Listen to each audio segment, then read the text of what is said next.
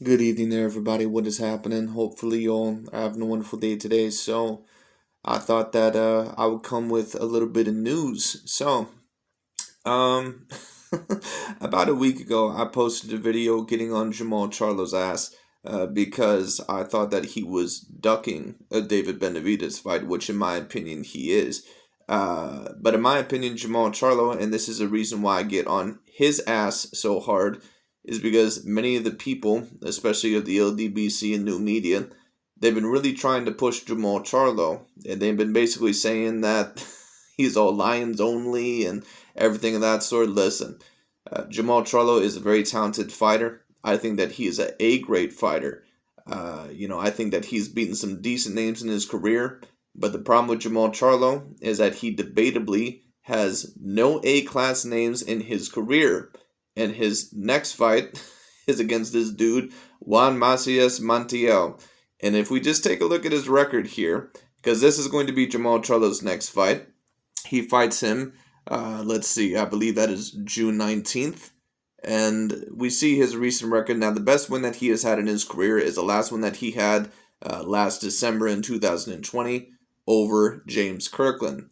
But to be honest with you, James Kirkland at this point in time in his career might even be a C-class fighter. And a certain amount of people may disagree with that, but that's just the way that I see it. You take a look at some of the other fights that he's had.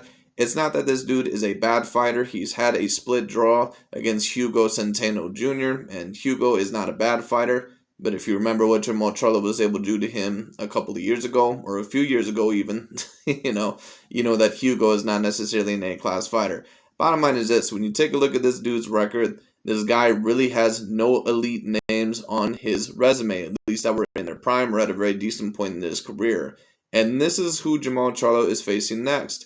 I knew that most likely Jermall Charlo was not going to face a David Benavidez next, and Jermall Charlo is not even interested in a Demetrius Andrade. So all this bullshit propaganda that new media has been trying to say about Jermall Charlo basically saying, he's going to fight Demetrius Andrade next for a belt, and that's basically what he's going to do. He has to get adjusted to the 168-pound weight.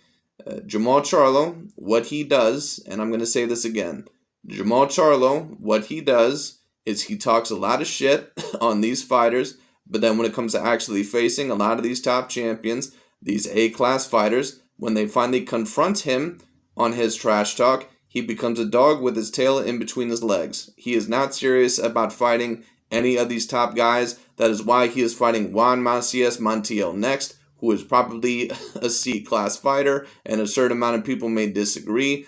Take a look at this dude's resume. Now, to be fair, I don't think that this is the worst fighter out there, but he certainly is not a matchup that we would like to see. I think if Jermall Charlo were serious about getting those big names, he would have tried to go after Demetrius Andrade. He would have tried to go after David Benavidez or move up. Apparently, Jermall Charlo is someone that apparently wants that Canelo Alvarez fight, but apparently he's not willing to take any of the big fights to get there. Now, of course, a certain amount of people are going to say, well, Jermall Charlo is more deserving than a certain amount of the opponents that Canelo Alvarez has fought, like a Ildrim. All that is well and good. I understand that. But if Jermall Charlo really wants that Canelo Alvarez fight, he's going to have to promote himself a little bit better. Now, Jermall Charlo eventually, more than likely, is probably going to get that Canelo Alvarez fight. The one that's going to have more problems getting it is probably a Demetrius Andrade, because Demetrius Andrade even has lesser names on his resume than a Jermall Charlo.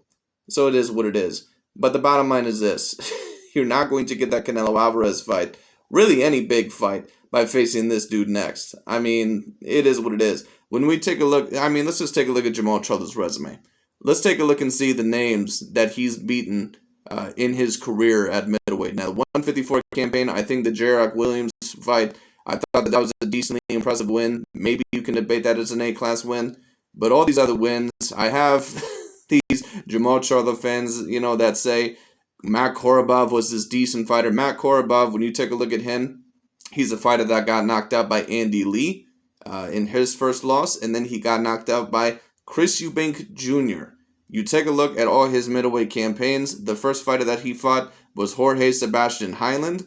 That was a fighter that I'm not even sure was ranked in the top 10 at the time. Then Hugo Centeno Jr., who looked like a decent fighter at the time, but then later on pretty much got exposed as a C-class fighter.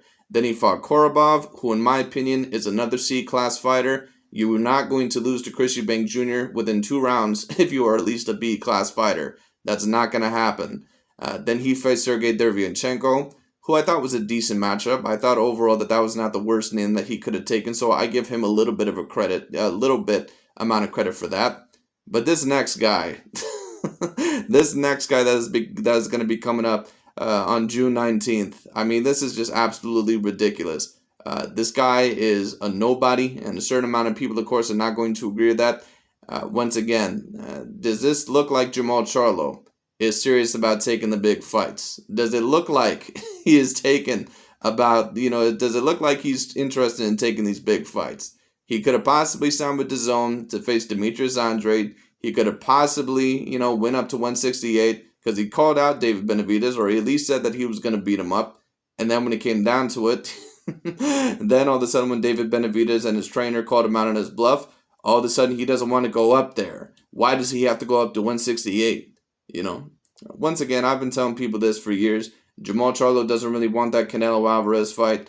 He doesn't really want the David Benavidez fight. He doesn't really want a lot of those big fights. Now, maybe he'll take the Golovkin fight because, once again, Golovkin at this point in time, he's pretty much done in his career. And at one point in time, he might have even been calling out Golovkin. So I don't know. Maybe he, at one point in time, also was interested in Golovkin a few years ago. But once again, it's very hard for me to believe this because Jermall Charlo, he calls out a lot of these fighters. And then when they actually confront him on his bluff, once again, he becomes a dog with his tail in between his legs. He basically completely backs off and becomes very wimpy. And a certain amount of people, they may not agree, but that's just the way that I see it. But this is pretty much a pathetic fight, man. Now, there's 2 other fights that were revealed. Jermall Charlo, I think, is going to fight the WBO champion of the 154-pound division. Brian Castano, I believe, is his name. That's a decent fight. I think Jermall Charlo is going to win that fight because I don't think Brian Castano is an A-class fighter. But I do believe that is at least a decent fight. It's an acceptable fight because it's going to be for a title. Another fight was revealed. Gervonta Tank Davis versus Mario Barrios, or Mario Barros, I believe is his name. Some Mexican-American fighter, I believe, at the 140-pound division. I don't think it's going to be a competitive fight at all because I don't think Mario Barros is a very good fighter. I've seen him in one of his fights not too long ago, and to be honest with you, I thought he lost. And I've never really seen Mario as a person with an A-class skill set.